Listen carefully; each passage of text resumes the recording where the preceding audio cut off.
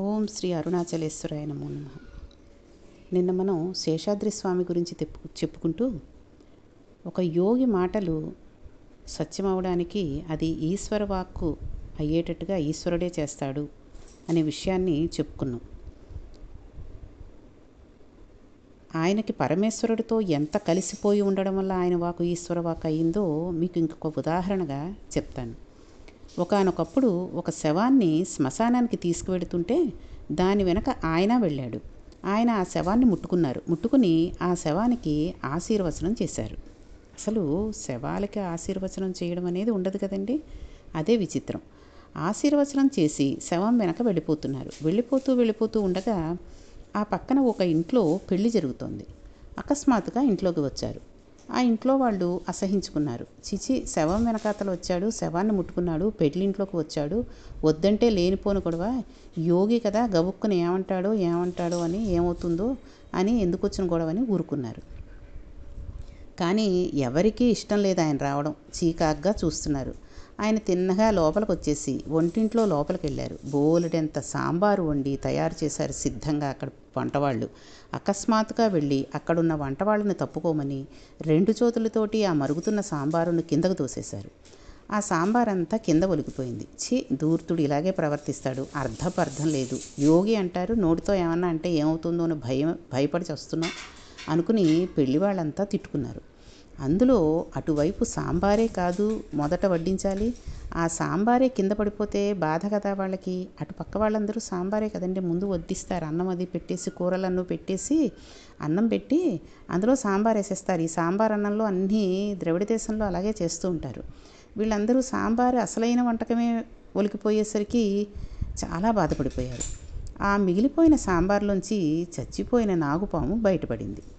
ఎవ్వరికీ తెలియదు అందులో ఒక నాగుపాము పడి చచ్చిపోయిందని. ఆయన వచ్చి ఆ పాత్ర తోసేశారు కాబట్టి ఇన్ని వందల మంది బతికారు. లేకపోతే వీళ్ళందరూ కూడా వెళ్ళిపోవలసిందే. ఆ వెళ్ళిపోయిన వాడు ఇంతమందిని తీసుకెళ్లకుండా ఆయన పెళ్లి మండపంలోకి వచ్చి సాంబారు పాత్ర తోసేశారు.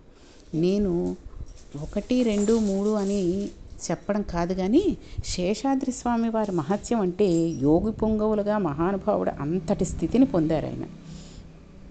ఆయనకి ఏమీ భేదాలు లేవు. మహమ్మదీయులు, దళితులు అందరూ ఆయన చుట్టూ కూర్చునేవారు. ఎవరు పెట్టినా అన్నం ఆయన తినేది లేదు. 2 మెతుకులు నోట్లో వేసుకునేవారు. అందరికీ పెట్టేస్తూ ఉండేవారు. అసలు ఆయన ఏమీ తినకుండా ఎలా బతికారో, నిద్రపోకుండా అన్ని సంవత్సరాలు ఎలా ఉన్నారో ఎవ్వరికీ అర్థమయ్యేది కాదు. ఒక దళిత స్త్రీ చేరదీసి ఆయనకు అప్పుడప్పుడు అన్నం పెడుతూ ఉండేది. ఆయన తిన్నది లేదు. నోట్లో ఒక పిడచ వేసుకుని అందరికీ పెట్టి వెళ్ళిపోతూ ఉండేవారు. ఆయన మీద అక్కసతో ఒక వ్యక్తి మాంసాహారాన్ని పొట్లంలో పెట్టి కట్టి ఆవిడికి పంపించి, మీ ఇంటికి వస్తాడుగా శేషాద్రి స్వామి, ఆయనకి ఇయ్యి అన్నాడు.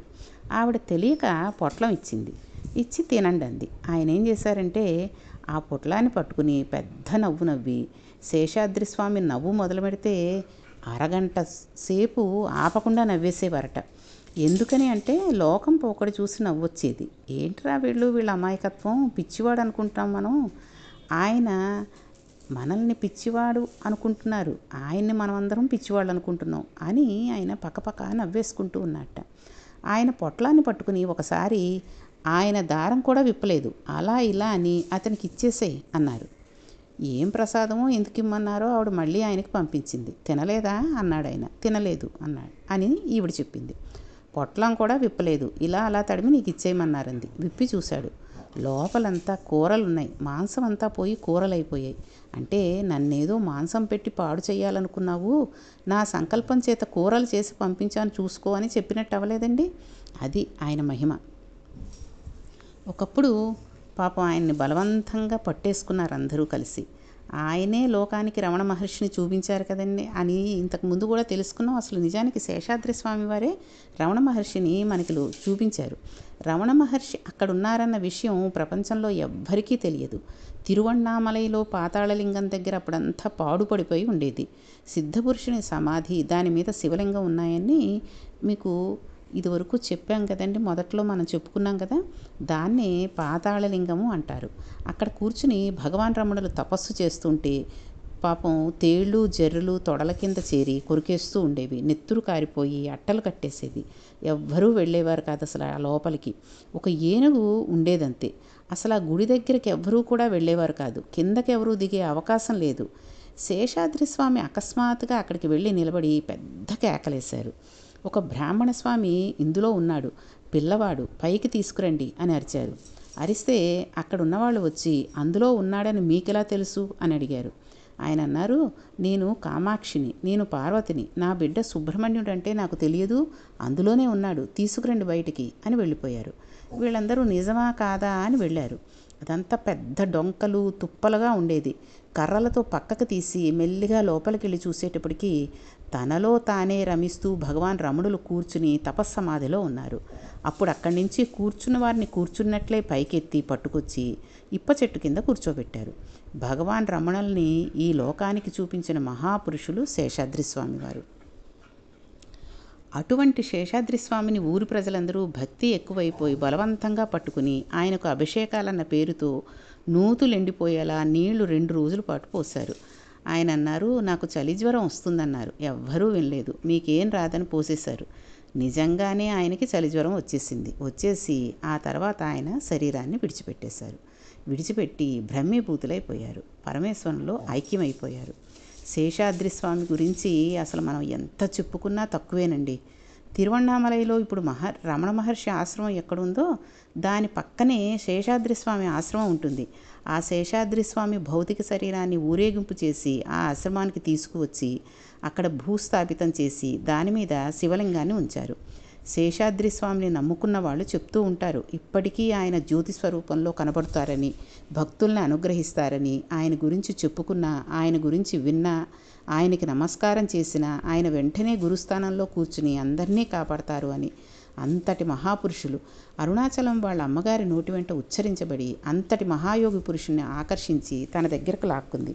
అందుకని కృత్తికా దీపోత్సవం రూపంలో జ్యోతి దర్శనం జరగడం కాదు, ఎన్నో జ్యోతులు, ఎందరో గురువులు, ఎందరో ఆచార్య పురుషులు, ఎందరో మహాపురుషులు అరుణాచలం అనబడి ఆ పరమశివుని చేత ఆకర్షించబడి ఆ అరుణాచల పట్టణ ప్రవేశం చేసి అక్కడ నివాసం చేసి మనల్ని అందరినీ కూడా ఎంతో గొప్పగా అనుగ్రహించారు. అంతటి మహాపురుషులందరూ నివసించి తిరిగిన భూమి ఒక్క శేషాద్రి స్వామినే కాదు, ఎంతోమంది మహానుభావులు తిరిగిన పవిత్ర భూమి అరుణాచలం. అటువంటి పవిత్ర భూమిలో ప్రదక్షిణం చేయడం, అరుణాచలేశ్వరుణ్ణి దర్శనం చేయడం గొప్ప అదృష్టం. అక్కడ సిద్ధపురుషులు జ్యోతి స్వరూపులుగా ఉంటారు ఏమిటండి, ఇప్పటికీ ఎందరో నమ్ముతారు. అందులోనూ శేషాద్రి స్వామి ఆశ్రమంలో ఉన్న దక్షిణామూర్తి విగ్రహాన్ని చూసి తీరాలి, అంత అద్భుతంగా ఉంటుంది ఆ విగ్రహం. శేషాద్రి స్వామి ఆశ్రమంలో ఉండే గదుల్లో వసతి ఉన్న వాళ్ళకి ఎదురుగుండా నిద్ర లేచి కళ్ళు తెరవగానే స్థూల శివుడు కనబడుతూ ఉంటాడు. ఎందుకని అంటే కొండ పాదంలోనే ఉంది ఆ ఆశ్రమం అంతా. చాలా అద్భుతంగా ఉంటుంది, ఎనలేని ప్రశాంతతతో ఉంటుంది. చక్కగా శేషాద్రి స్వామి ఆశ్రమాన్ని అరుణాచలం వెళ్ళినప్పుడు దర్శనం చేసుకోండి. అటువంటి మహాపురుషుని అనుగ్రహం మనందరికీ కలగాలని అరుణాచలేశ్వరుని, అపీత కుచాంబని, కామాక్షి పరదేవతని ప్రార్థన చేద్దాం. అసలు అరుణాచలం అంటే దానికి మారుపేరుగా వచ్చేసిన వారు, అంత గొప్పగా అరుణాచలంలో అవినాభావ సంబంధం ఏర్పడిన వారు భగవాన్ రమణులు. ఆ రమణుల జీవితం ఏమిటో, ఆ రమణుల అద్భుతం ఏమిటో, ఆ రమణుల తత్వం ఏమిటో, ఆ రమణుల ఉపదేశం ఏమిటో, ఆయన తపస్సు ఏమిటో మీకు రేపు ప్రారంభం చేస్తాను. అరుణాచలం, రమణ భగవానులు, రమణుల తత్వం అన్న విషయం రేపుటి పారాయణలో మొదలుపెట్టి మీకు రేపటి నుంచి రమణ భగవానుల గురించి తెలుసుకుందాం.